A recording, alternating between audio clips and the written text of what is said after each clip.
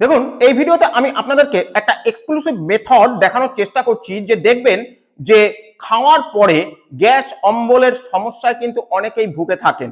তো খাওয়ার পরে আমরা একটা বিশেষ টেকনিক ইউজ করব, যে টেকনিকটা ইউজ করলে কিন্তু এই যে অম্বলের সমস্যা বা টক ঢেকুরের যে সমস্যা, এই সমস্যা কিন্তু অনেকটাই রিডিউস হয়ে যায়। তো এক্ষেত্রে আপনারা এইরকম দুটো বালিশ ব্যবহার করবেন এবং একটা বালিশের উপরে আর একটা বালিশ আপনারা দিয়ে দেবেন এবং একটা কোল বালিশ আপনারা ঠিক এইভাবে ব্যবহার করবেন এবং আপনারা প্রথমে বজ্রাসন করবেন, পা দুটোকে ঠিক এইভাবে আপনারা একটুখানি গ্যাপ দেবেন। গ্যাপ দেওয়ার পরে এবারে দেখুন কি করবেন, জাস্ট এই বালিশের ওপরে আপনারা এইভাবে শুয়ে পড়বেন। ওকে, ঠিক এইভাবে শুয়ে পড়বেন এবং এইখানটায় আপনারা আস্তে আস্তে করে ইনহেল এবং এক্সহেল করবেন।